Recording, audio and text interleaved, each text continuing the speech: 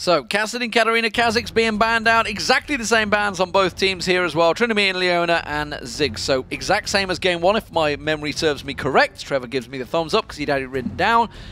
And it does mean that the first pick, what will it be? Will they go for that Shyvana? It's been picked a couple of times. Or because it's Super Hard Crew, will they go for Vi? So both of the teams valued the Shyvana and the Mundo as their first picks. And it was either or. And it is going to be basically a mirror. Mima, once again, going to fall back to his Dr. Mundo. Is going to take a teleport most likely, and he had a very big impact in the previous game. His teleports were not necessarily frequent, but the 4 times he did use them led to ganks, led to dragons, led to objective control. So if you're doing that 2, 3, 4 times a game, that's what helps you win. Oh, we just went in for the first choices. And Meteor Makers, this is the biggest picks and bans of their lives, because they lose this game, they are backing towards the Coke Challenger Series, and the League of Legends Championship Series is where they want to be in the big time. Can they make it? That's the question, though, because they managed to win game 1 before. They have come back from a 2-0, by the way. Let's not forget that in the summer promotion series last year in 2013. Of course, this is 2014 now, and Super Hot Crew, the team to beat. So the thing that is interesting to see now is that swapping over to the Thresh does 2 things here for Meteor Makers. First of all, Libic played only Annie and Thresh in his 4 games at the first spring promotion. He's playing Thresh once again. He's taking that away from Mixer, as well as playing a very comfortable champion. So that's going to play into his favor. Mokate on Vi is going to be interesting. He played Evelyn. 3 games he played Lee Sin at spring promotion. Didn't work out too much in his favor. And ladies and gentlemen, we do have a Samurai locked in. Yasuo is available, and he has been picked. Yeah, also, obviously, Vi being picked up and taken away, so a lot of changes coming out here. Makla, he's going to be returning to one of his old favorites, and that is Caitlyn. This is one I'm excited to see. We've already seen some fantastic Caitlyn just this week, of course, in the OGN. We've had the semi-finals in the OGN winter tournament, which obviously means that SKT T1K. Woo! World Champions, that's what you know, Season 3 World Champions, that's all I need to say, are up against Samsung Ozone. And if you caught any of those games, you would have seen some fantastic Caitlyn play in those matches from Imp, I believe it was. Now, we'll have to see how this works out, because the Caitlyn pickup here makes me think that a 2v1 setup is quite possible and likely. A Thresh Caitlyn can push towers down very quickly, and a Dr. Mundo, who's a little more difficult at wave clearing under the tower, can definitely struggle a little bit against that. And we'll see who Meteor Makers lock in as their final top laner. Shyvana is still available. They could go for it, and Shyvana's knockup would also allow Yasuo to dive onto the enemy champions. This should be a Yasuo in the middle. Most of the players in the pro scene are playing him mid as a very damage-heavy champion. He plays up very similarly to Master Yi. And if Charu goes for Orianna, then he's going to be top lane, who we also know Darian's been playing him top. Could be Orianna. Yes, it will be. So it will be top lane, Kubon. We'll see how that works out. He is up against Mundo. It's a fight I'm interested to see, because it's a fight I'm expected to see next week. So there's a lot more early damage that'll come out of Yasuo in the early stages of the game. So I think at the very low levels, Yasuo should have the advantage. But once Dr. Mundo gets himself like a Sunfire Cape, that he can tank some of the physical damage as well as just regen through, I think the DPS of Yasuo is not necessarily going to be high enough to break Dr. Mundo. But we'll see how well it works out. With that Yasuo there, I'm expecting him to roam. I think he has great gank power and synergy with Vi, moving to other lanes trying to set up kills, and I'm hoping that's what Kubon does. As you can see on the screen, lots of messages from lots of people for a quick shot down the bottom there. This is not something you normally see, of course, because we are doing a very bare-bones setup here, and obviously, which is why you don't see our beautiful faces down the bottom of your screen. Some may argue it's not a pretty sight all the time, and I will also point out, obviously, Quickshot is doing the camera work today. Of course, there is a rally right now to get Quickshot to do all the camera work during the LCS, as well as including the TV cameras, so he's going to be a very busy boy in 2014. Don't make people quit watching because my camera work is terrible. But yes, I am running the camera. It is significantly harder than initially anticipated. Listening to everything D-Man says, trying to think about it and say it, but I'm making excuses and it's not important. What is important, the Xin Zhao that's been locked in here as well. well. I think this is a great pickup for Impaler because it fills a very similar role to the Vi. It's very gank heavy, it's dive, dive, dive, it's get in your face. And we've got a very similar composition. What I like about Mixers picking up the Zyra, if the Vi and the Yasuo dive onto you, you can then throw down Stranglethorns, put Zyra's ultimate down, knock up the rest of Meet Your Makers, and you've got great disengage and a great way to buy time and zone control for these later team fights. And we know how good Super Hot Crew at picking their team fights correctly. Absolutely. If you've missed the first game, then, well, it was a pretty dominant performance, despite, I do recall at one point, Meet Your Makers having a strong lane phase. They were winning out the lane. They were winning out the farm. But when it came to the ganks, when it came to the fights, and really the tactical positioning, if you think of that first dragon the Super Hot Crew picked up, they noticed Makata going towards the top lane, quickly went straight round, quick, decisive action from Super Hot Crew, and that's something Meet Your Makers need to react to as a team that's potentially splintered. I mean, this is a lineup that's been around for the longest in the history of League of Legends, actually, I should point out, because, you know, 1,000+ days these guys have been playing together before. But as it is, Charu could be replaced after this match. I actually distinctly remember seeing a post on the Meet Your Makers Facebook page saying that Charu took a vacation, which he cancelled to come and play this, after 1,110 days of playing League of Legends. So non-stop since the beginning. It's not bad. Been there. I mean, it's a pretty good record. I think he deserved his holiday, maybe. And I think what he has done is he's decided that after all that, he's gone back to teleport. Mr. Rolls should be able to get away. I don't think Meet Your Maker's seen him. And just getting back to that very quickly, teleport on Charu, teleport Orianna. So that laning phase could be distinctly different. What helped MYM pick up wins during the summer split was teleport ganks mostly to the duo lane. So this is where we need to keep our eyes open, and this is where I need to keep my eye on the minimap, if that's at all possible. So, again, Meet Your Makers are on the invade. You can see the 5 members down that bottom half, but again, it seems Super Hot Crew countering it, knowing that this is coming. Looks like they're going to go for the red to red exchange. Well, this time around, it looks like Impaler is ready to move in there. He's got the help with Mima, so 2 members on the invade as opposed to Meet Your Makers with the 5. Once again, Kubon is going to back off. He's going to be heading towards that top lane, so it will be in that top. So we will have standard lane meta, top v top, duo lanes against each other. We'll see how it develops. I want to keep my eyes on this Yasuo matchup because this is the first time we are seeing Yasuo in competitive play. And hopefully, we can explain some of his abilities. He is an incredibly technical champion that can do a lot of very cool things. So we'll see them as and when they happen. Right now, no invade from the rest of MYM. They finally start moving at 1 minute 51 on the clock. They are going to steal this red buff away. Completely uncontested. However, a very, very good ward placement here from Super Hot Crew is going to give them all the information they need.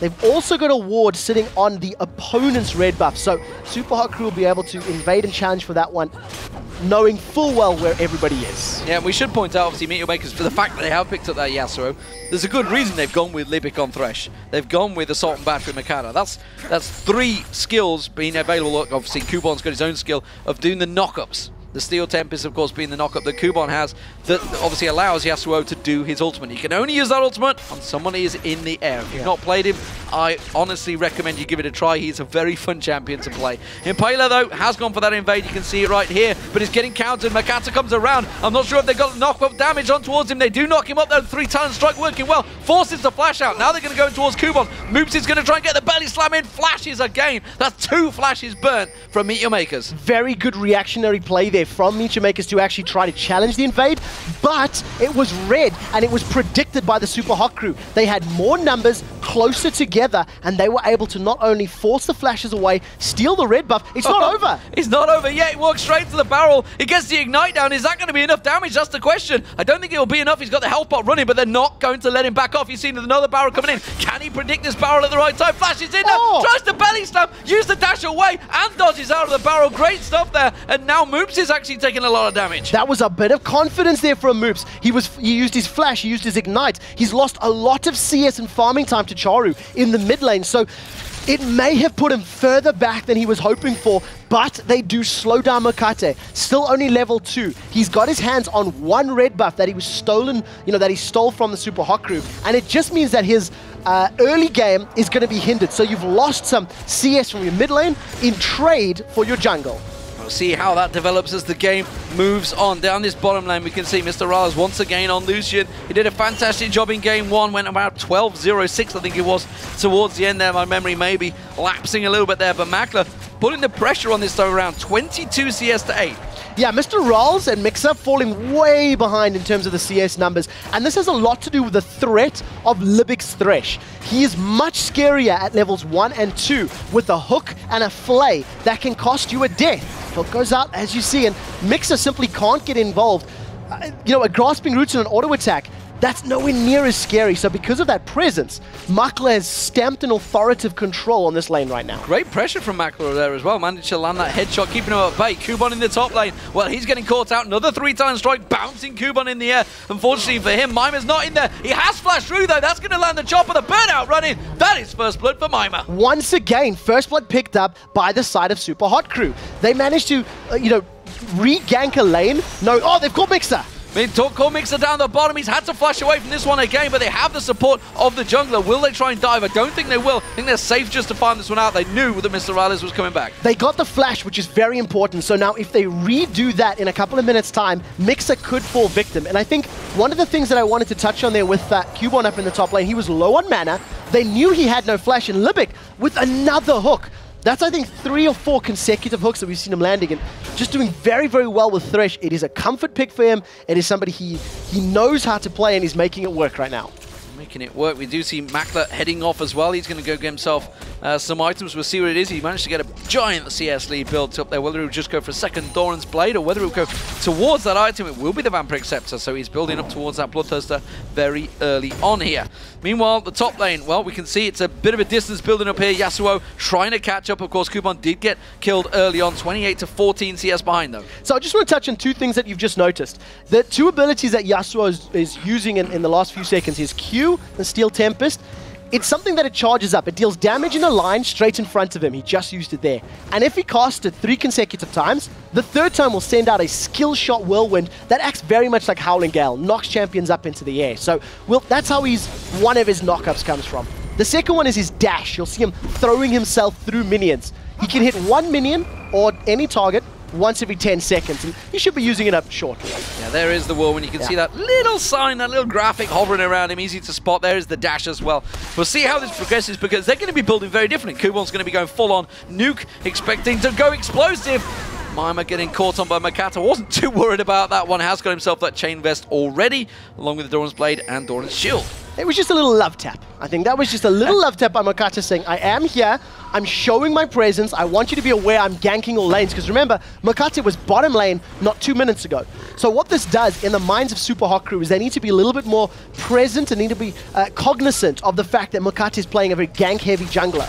But it doesn't really mean anything because until Vi hits level 6, she's not an immense amount of threat. So it's not something that Super Hot Crew are too worried about in these early stages. But what I am worried about, certainly for Super Hot Crew this time around, is the pressure that Makers have in this bottom lane. Look at this, 49 CS to 27. A giant lead being built up by Makler here. And if he continues to keep control, this is going to make Lucian's life much more difficult in this mid game. And part of the reason for picking the Caitlyn is for the immense range that she offers. You can sit far away from Xin Zhao, you can sit further back from the Gragas barrels, and it's a lot of a safety pick there. We'll see how this works out as you see Makate once again hanging around in the bottom as they've caught Charu out. Well, they've kind of helped him away from the tower there, I feel, just throwing the barrel out. Not a great deal of damage behind that barrel just yet, but it's enough. Looking down the bottom lane, though, they're going aggressive. They're going to use the culling on towards Makler. Meanwhile, the supports are going back and forth. Actually, a lot of damage. Makler having to 90 caliber net away from this one. Is it going to be enough? Mr. Rallis is not going to pursue. Libic doing a great job of defending. Yeah, Makler took way too much damage too early. From the looks of things, got caught down by that grasping roots, and once he was locked in place, was unable to get away from the damage of Lucian. Working their way up towards those ultimates right now, but still a very big CS advantage for Makler. Could still be in trouble. The one thing is, in this top lane, CS advantage in favor of Mimer, and Kuban hasn't even hit level 6 yet. He's a full level and a half behind his lane opposition. Something as we do look at this top lane, we see with Yasuo, we should mention the wind wall he has. That could actually be a pretty big deal when those explosive cascades get thrown out later, if he can land it. And that is a really tough skill shot to land at the right time. Yeah, of course, that wind wall will block any and all projectiles with the exception of turret shots. They will be blocked, they'll be disintegrated, will not have an effect. And I think that's it right there. So no cleavers will go through, no barrels will go through, no auto attacks will go through. But a very smart pickup from Super Hot Crew. They lock in Xin Zhao, who has no projectiles. He'll just launch himself in through the wall. Of course, it's not going to prevent the champion going through it. And that's a very smart pickup, I think. Potentially reactionary. I can't remember at what point they picked him. Yeah, it's going to be interesting to see how that farm turns out as well. All down the bottom there. Stranglethor's getting thrown down. Libic will get bounced up, but there's no damage coming out. Teleport now coming in as well. That's going to be mid lane. Charu getting in there. He hasn't got Shockwave available. Yes, he does. I tell a lie. Didn't even bother using it. Didn't care, frankly, because it doesn't matter. Makler picks up the kill. They're all very low, though. We do see the jungler coming in, and Paler's take a look in there. Oh. Mr. Rallis comes in, gets a snipe on towards Makler. Brilliant, brilliant play from Mr. Rallis. Makler was hanging around for far longer than he should have. He simply needed to back away at low HP. Not over yet, as it does look like the rest of Super Hot Crew want to continue the invade. They've lost a kill. And obviously they're not going to be able to pick up any more kills of their own, but that does look like he want to challenge for blue buff. Smite is up for Makate if he wants to go in for it. Yeah, you're going to maybe have to force Impaler to use it. Instead, he does take it down anyway, regardless. Quite happily securing that one. That means the blue buff will be stolen away. So despite the fact Meteormakers had a great start in this bottom lane, it has all just backfired because look at the CS. 61 to 62. Immediately pulled that massive 20 CS lead back. Meanwhile, on the top lane, sorry, you do see Kuban going aggressive. Mima having to use that ultimate. The regen, of course, will be strong, but that was already a scary sign for Mima in the top lane. Yeah, Kuban blew everything there. Used his ultimate, used the ignite, and got Mima very low, but was unable to pick up the kill. So that is very crucial. Right now, though, Kuban's got lane presence and lane control, as Impaler was looking like he wanted to set something up, decides against it at the end of the day. And I think part of the reason that the bottom lane has swung now back in favor of Mr. Rolls is that Makler was forced very, very low a few minutes ago. He's on low HP, and he decided to stick around. He didn't back away, heal up, and try to get that lane dominance again. So all of the pressure that he'd built up, all of the control that he'd earned in the opening minutes had basically been mitigated by that immense amount of damage he took. Kuban not quite judging the damage he did there. Missing the main CS, which was the Siege minion. So missing a big chunk of gold there. 2 minions, actually. It was about 70 gold just missed by not quite judging the damage he was doing out yet. As you can see, he's gone for that average blade early on. So he is going to be building up towards the static shiv, I would suspect, first off for him. As it stands, though, down this bottom lane, look at this. The BF sword was picked up now by Mr. Rallis, who's doing a fantastic job of bringing himself back into it, along with that long sword. Meanwhile, Berserker Greaves were picked up. Makler realizing he's going to start needing some ability to get away from Mr. Rallis because, well, as you saw in the last fight, he just got dived and sniped. And very importantly, to dodge the skill shots of Zyra. If he gets caught up by any of those routes, Lucian has got a lot of early game damage, and his skills scale of bonus AD very, very well. So those double Dorans and the BF sword, if Makler's held in place by any of those routes, Lucian's just going to hammer away and melt that HP of Makler's Caitlyn. Charu's actually got himself a little lead in this mid lane. That's because Moops was going wandering, but at one point, Moops was quite far ahead, so Charu's done a good job of bringing him back in there. Both of them have had a little time of wandering. Of course, Charu did teleport down that bottom lane earlier on, but we do see it's still fairly even between those two. I think we're going to see them coming into the game a little later on than normal.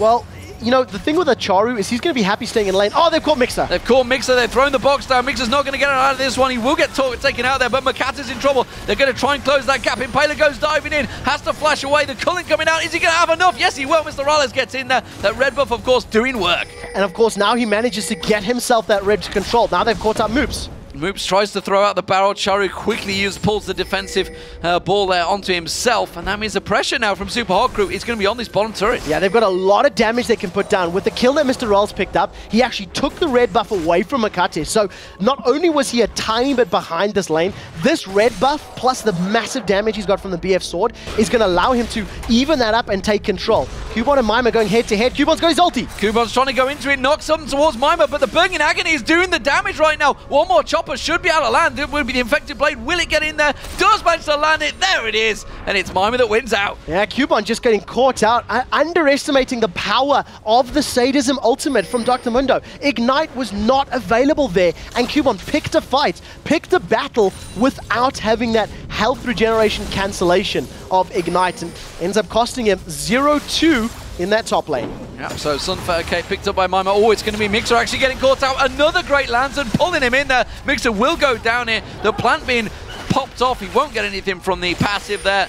And that was another easy pickup for Meteor Makers. They need to get Dragon now. Knowing that the support is down, knowing that, you know, Mr. Rolls was late, they've started Dragon off, but this was a very uncommitted Dragon. They dilly-danned it around. There's a teleport coming in from Mima in the top, and SHC want a challenge. Paler's going to go in, but he doesn't have Smite available, but instead it's Moops that picks it up unbelievably. Mercata did have Smite, and now he's actually going to get picked off. He will go down. Mima's going to come in to help out. Moops picks up the kill. Moops secures that with the explosive cast barrel combination. Finishing big objectives like that against a Gragas is always difficult because of the immense burst that he can put down. And Super Hawk crew, not even afraid that they were undermanned, they went straight in, challenged immediately. And you've seen as well, Makata, I think he smited, he didn't even have it available for Dragon actually. I didn't see how it started. No, Makata had it, but Impaler didn't. So Impaler came in to do that. And now Mr. Rolls is in trouble. Teleport coming down, Mr. Rolls is indeed in trouble, but actually Charu, no, doesn't catch him, misses the shockwave, and now Livic's going to get taken down. Mr. Rolls may well die in the process, and that's going to be the ace in the hole. That will get picked up. It is going to be Makler that takes it, but Charu, oh, that shockwave cost your support a life. Completely, and I think very good reaction timing from Mr. Rolls there. Whether it was the dash to dodge the shockwave, or if that's what he was doing anyway, it worked out perfectly for him. The second time that we've seen Charu using that teleport, and the second time, the first gank had no shockwave in it, second time, it missed. But nevertheless, Makler was the one that gets a kill credit. He now takes that red buff away from Mr. Rolls, and with his BF Sword and Vamp Scepter, maybe can make that do work. Catch up the kill deficit that his opponent now has, and maybe also finish off that Bloodthirster in the not too distant future. Makler must be kicking himself right now. It's such a fantastic start in this bottom lane to be this far behind, honestly. The fact that he was 20 CS plus ahead so early on. He's equal in CS now. He's behind in gold. You can see a 200 gold deficit. That's such a big turnaround so quickly. And all credit to Mr. Rolls and Mixer for really just being... What's the word I'm after here? I always fall on this one. Defensive? Reactionary? I'm not sure. Defensive, I can't think. Possibly. Disciplined enough to stick around. That's the one. Why do we always forget that word? I'm not sure. I'm not sure. I'll try to remember it for next time. Yeah, thanks. The one thing that is very impressive as well is this is a lane matchup that heavily favors Meteor Makers. Caitlyn Thresh is always going to bully a Lucian Zyra, the range and the kill threat that Thresh offers. But now we're getting later and later into the game. The utility that Zyra's going to offer, plus the big damage that Lucian's now hitting, is actually going to swing this lane to be a little bit more even, and maybe even in favor of Super Hot Crew. So the onus is now on Meteor Makers to not get caught out at all. Red buff, we do see Makata having a little standoff here with Impaler. Impaler's going to come straight into the bush. Makata's waiting. There's the barrel start. He knew that somewhere he was coming. It's Impaler that goes in. A lot of damage getting straight in there because you immediately see once that wind wall was thrown out there, sorry, it was Kubon jumped straight on towards him, but Kubon's in trouble. He doesn't want to chase out, throws out the wind wall, saying, no, not having any of those choppers coming back at me. Let's run for your life. Moops is the man, though. They could try and lock out here, but instead he's actually going to dash right down. There's no tower to worry about there. He's in a straight 1v1 with Charu. Charu, who does have Shockwave available, is not going to land it again. Manages to get the flash out of Moops, though. The simple threat that Charu was chasing him, and chasing him so confidently, means that Moops needed to force that flash to get out safely. Makate, with a good read there, realizing Super Hawk Crew are going to challenge this red buff. They set up, got a kill, and now Makate's in trouble. Makata should be able to dash away from this one. He does. No, Chopper's going to land on towards him. Let's have a look down this bottom lane. We see Charu sneaking in there, but he's going to sneak straight into a ward. And that is going to give Super Hawk Crew the warning, but Mixer's already been pulled in. You can see the tag ball will come in there. Stranglethorn's being thrown out, but Mixer's in all sorts of trouble. Ace in the hole will come out now. Now Mr. Rales is going to be the focus target. He's still keeping them at bay. Not too worried. He's got the support of Moops coming down, but instead he's going to clear the wave. The amount of damage that Makler took there when they were trying to focus the support, once again, forces him out of the fight, forces him back. Yes, Meteor Maker's got a kill, and yes, that is a very good play for them. But there was no shockwave use. I think Charu is playing very hesitant on his shockwave, and that could come to bite them. You know, if he hesitates in a key dragon fight in about 2 minutes' time, that could be very difficult for them.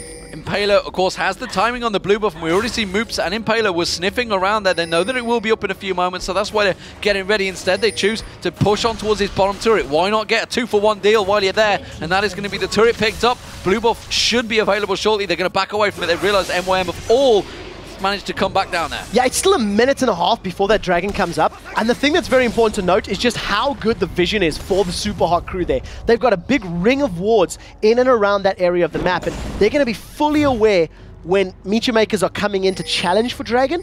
Alternatively, it's going to allow them to pick it up very safely. So I really, really like that decision-making from Super Hot crew. And of course, like you said, because they had the vision, because they had the numbers, it just allowed them to pick up their third outer tower completely uncontested. Meteor Makers gathering in the mid lane now. They're maybe going to try and shove down as quick as they can on towards that bottom turret. They realize that everybody are backed away. You can see they're putting the pressure down, but again, Makler not really with them, so they haven't got the pressure to get on that turret. They have lost it themselves, of course. It's 3-0 in turrets. That's a pretty big lead for Super Hot crew already. You know, I talked about it in Champ Select, and I felt that if Meteor Makers had gone for the 2v1 setup and had put the Caitlyn Thresh against Dr. Mundo, it would have allowed them to, you know, maybe fast push the towers, maybe rotate a little quicker, and play the objective game, which I think their composition would do very, very well.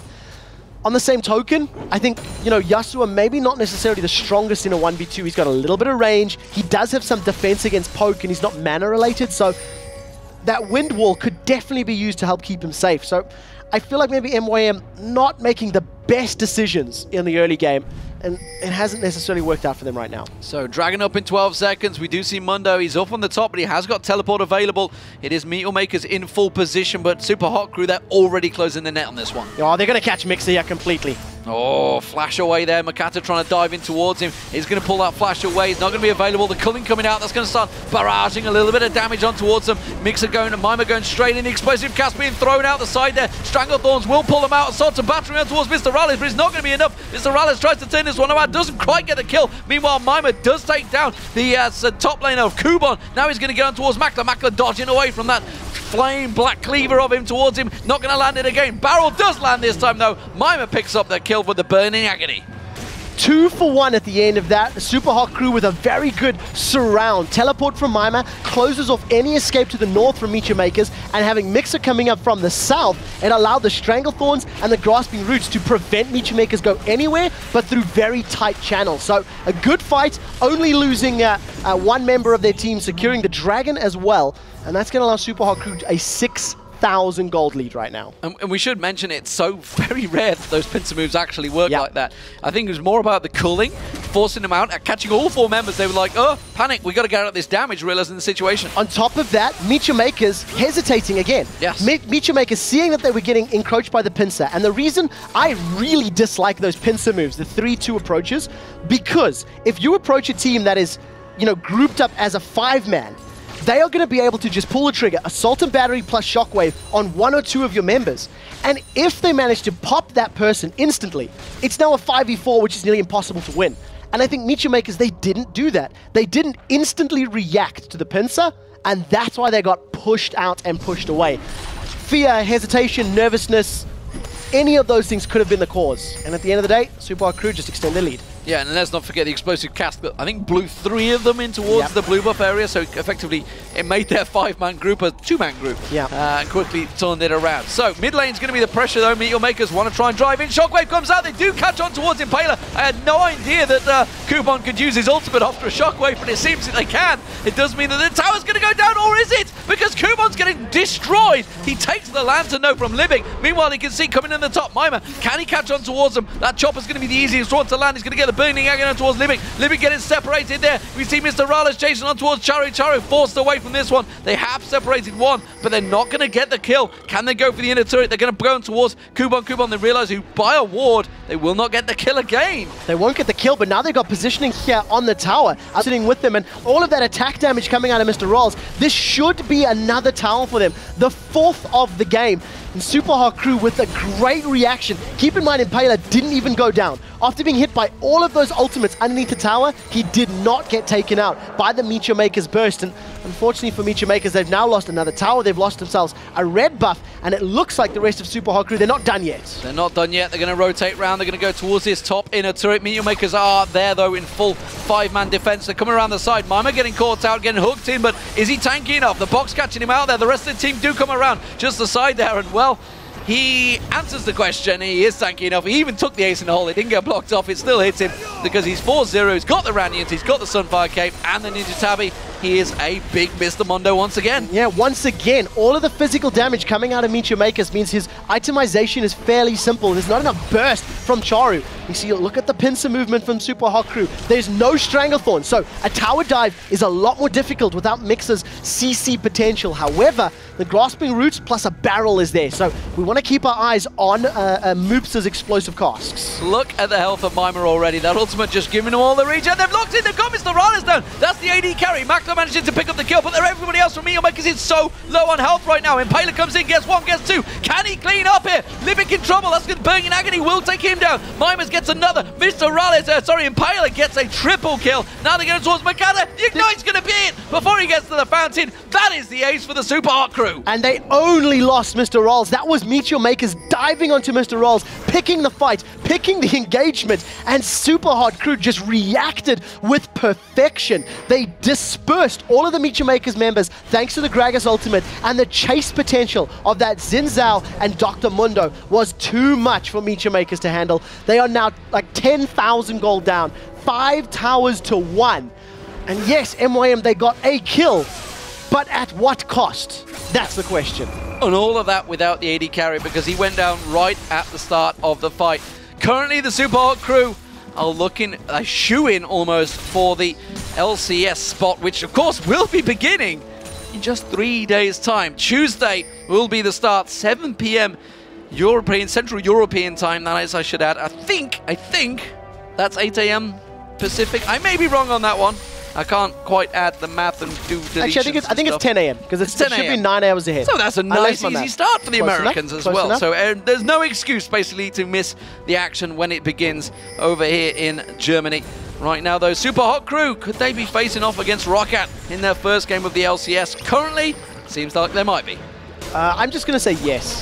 To answer the question, it doesn't look like there's a lot Meteor Makers can do to come back from this one. They have just picked up their second tower of the game. Yasuo is miles away as the rest of Super Hot Crew are going to pick up an uncontested Baron. Meteor Makers don't even know this is happening. Nobody is moving towards the Baron. They've got no vision in the area.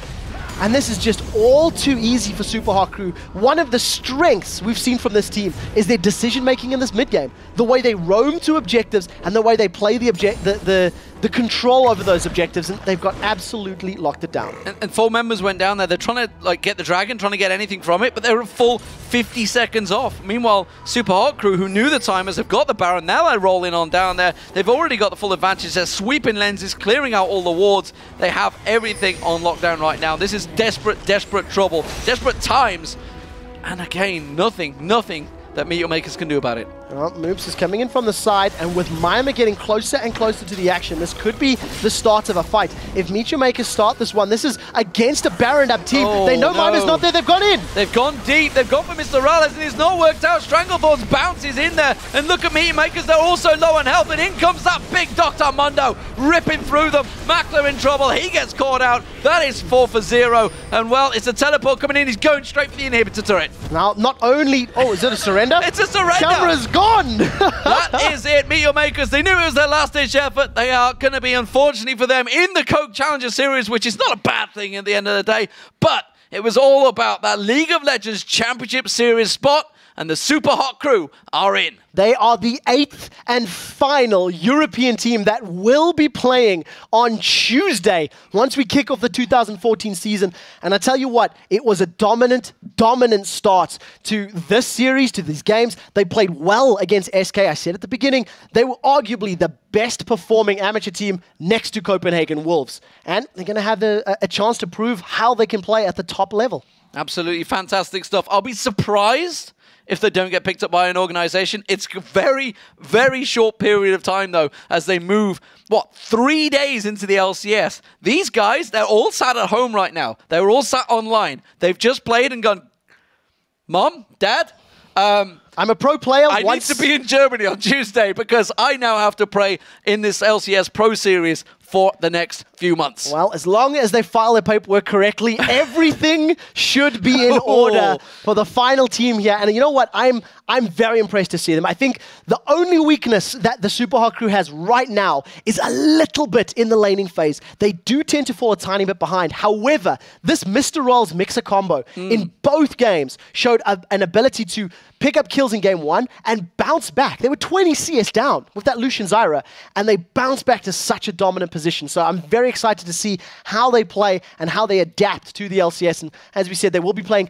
KMT as their first game on Tuesday in the 2014 LCS. Yeah, I'm interested to see what's going to happen with the team. Of course, Impaler, he's still a Dignitas UK player. So how that's going to work out, there's transfers to go on as well in that team. You know, we talked about it during the promotion series. Moops coming in. Mr. Rales, what a fantastic pickup he was. Yep. 4-2-2 in game 2. I think it was like 12-0-6 in game 1. Amazing pickup for them as well. Mixer alongside him. They seem to have great synergy already. And Mimer, well, he's already played in the LCS, but what a fantastic Mundo performance. Did not die in both games.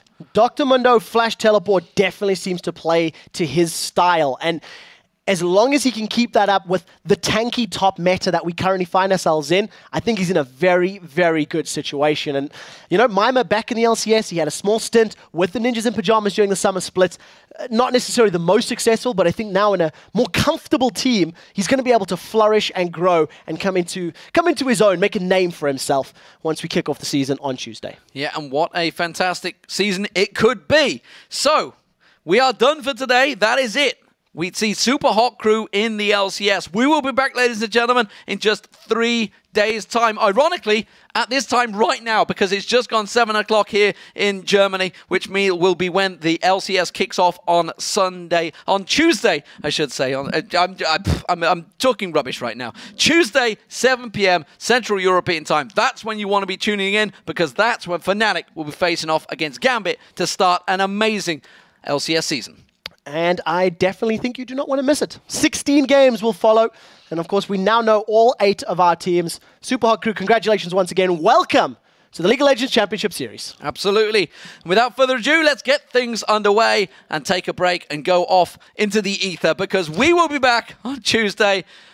It's been an interesting, emotional day, let's put it that way. It's been an interesting last 3 days. I think everybody that's been following the commotion, the Drama is the only really word for it. Has been just intertwined in what is the action's going to happen. Anyway, I'm talking rubbish, guys. We'll be back on Tuesday. We'll see you then.